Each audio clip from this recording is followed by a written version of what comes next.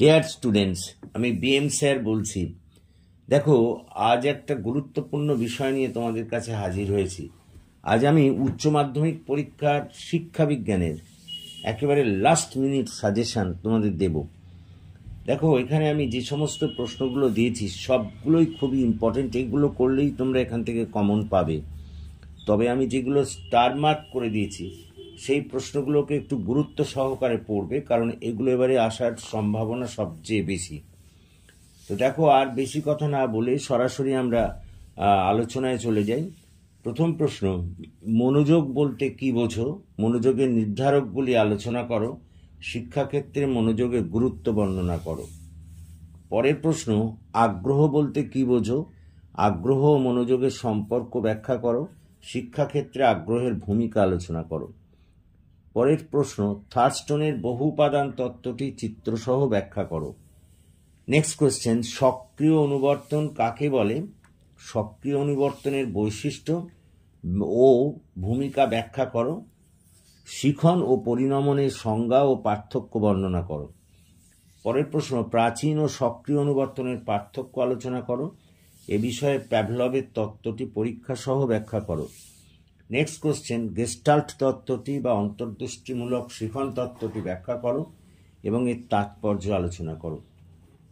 পরের প্রশ্ন, মানসিক ক্ষমতা সম্পর্কে স্পিয়ারম্যানের দ্বি উপাদান তত্ত্বটি বর্ণনা করো।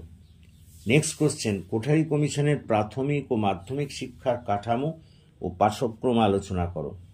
পরের প্রশ্ন, বৃত্তিমুখী শিক্ষা ও কারিগরি শিক্ষা বলতে কি বোঝো? এই বৃত্তিমুখী ও কারিগরি শিক্ষার উপযোগিতা আলোচনা করো। নেক্সট কোয়েশ্চেন, মাধ্যমিক শিক্ষা কমিশন অনুযায়ী মাধ্যমিক শিক্ষার লক্ষ্য, উদ্দেশ্য ও সপ্তপ্রবাহ তত্ত্বটি ব্যাখ্যা করো। পরের প্রশ্ন, মূক ও বধিরদের শিক্ষাদান পদ্ধতি আলোচনা করো। নেক্সট কোয়েশ্চেন, সর্বশিক্ষা অভিযানের উদ্দেশ্য ও লক্ষ্য আলোচনা করো এবং বয়স্ক শিক্ষার উদ্দেশ্য, লক্ষ্য ও বাধাগুলি আলোচনা করো। পরের প্রশ্ন, 1986 সালের জাতীয় শিক্ষানীতির সংশোধিত রূপ বর্ণনা করো।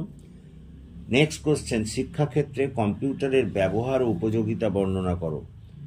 পরের প্রশ্ন, কম্পিউটারকে কি শিক্ষকের বিকল্প বলা যায়? নেক্সট, কর্মের জন্য শিক্ষা ও জ্ঞান অর্জনের শিক্ষার ক্ষেত্রে বিদ্যালয়ের ভূমিকা ব্যাখ্যা করো। লাস্ট কোয়েশ্চেন, ভক্তবৎসল কমিটি ও জনার্দন রেড্ডি কমিটির ওপর টিকা লেখো। দেখো, এই যে সব প্রশ্নগুলো দিলাম সবগুলোই খুবই গুরুত্বপূর্ণ, তবে যেগুলো স্টার মার্ক করে দিচ্ছি এগুলোকে তোমরা ভালো করে দেখে যাবে, এর মধ্যে থেকেই কিন্তু তোমরা কমন পেয়ে যাবে। সো আশা করি তোমরা বুঝতে পেরেছো। তোমরা যারা এই কোশ্চেনগুলি করবে তার একেবারে নিশ্চিত থাকতে পারো এখান থেকেই কমন পাবে।